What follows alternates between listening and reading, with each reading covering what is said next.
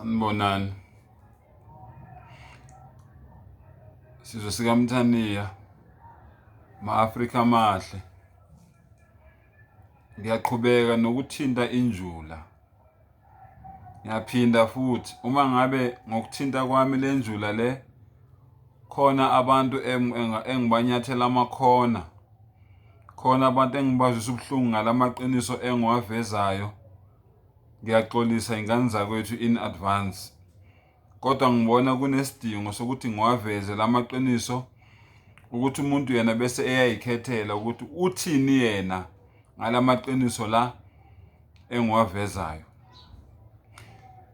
Ngikhipha injula manje ngenkolo yobuKristu. Ngikhipha injula ngenkolo yobuKristu.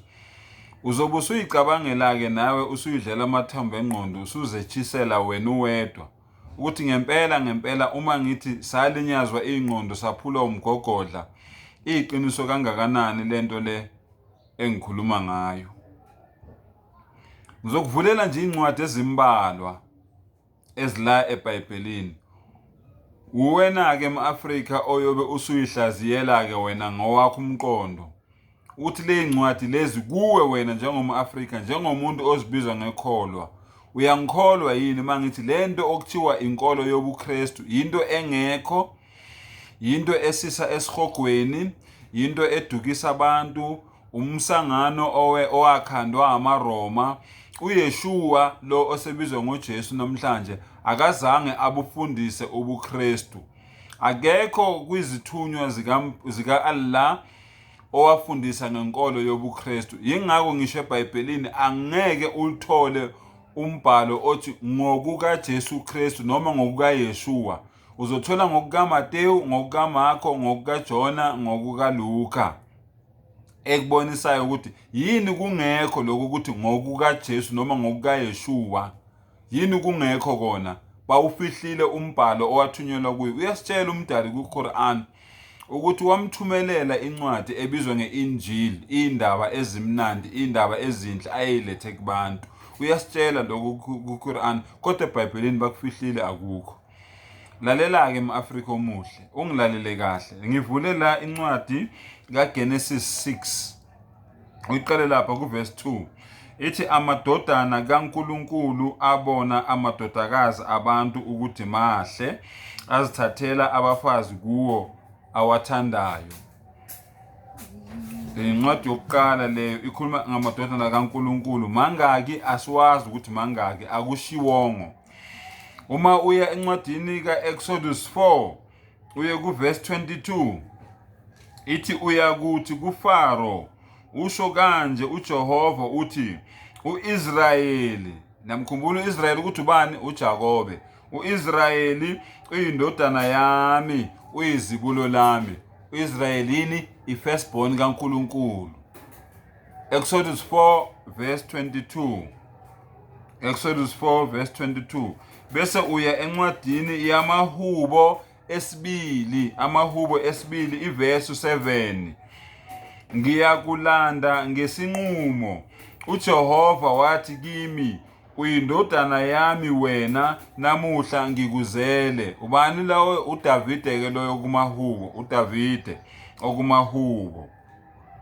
Siqhubeke sehle nayo siya kuphi manje? kuJeremiya 31. kuJeremiya 31 kuverse 20.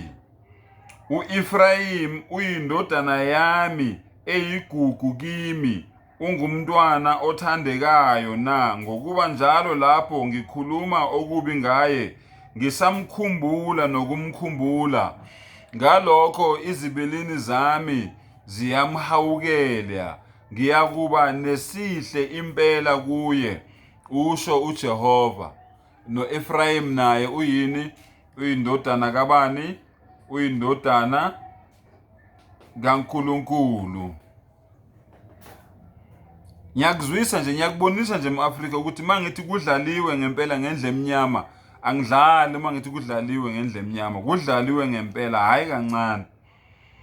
Bese ke uya manje kuJohn 3 iverse u-16.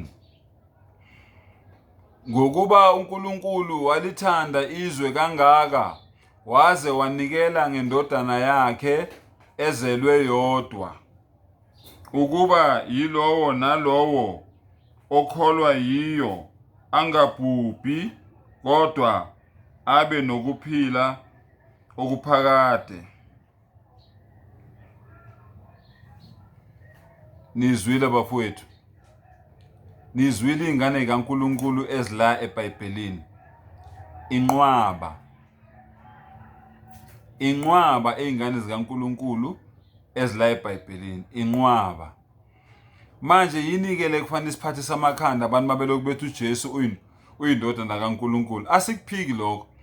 iBhayibheli lithi uJesu uyindodana kaNkulunkulu, iBhayibheli lithi uJesu uyindodana kaDavide. Kuningi singabala singaqedi. Manje yini-ke le esididisayo ukuthi siloku sithi uJesu indodana kaNkulunkulu? Kusho ukuthi bonke abantu abakhethwe uNkulunkulu abagcotshwa bakhe amadodana akhe. Kangakanani laba balapha kuGenesis 6 okungabona abagcotshwa bakhe kodwa kuthiwa amadodana kaNkulunkulu abona amadodakazi abantu ukuthi mahle. Bafowethu, kudlaliwe ngendle emnyama, asivuleni amehlo. Ayikho lento yobuKristu, ngempela ayikho. UbuKristu, ngizophinda futhi ngithi umsangano owakhandwa amaRoma ngo-325 AC. Uma ungangikholwa ngena ku-Google uthi Jesus Semina uzobona lento engikutshela yona.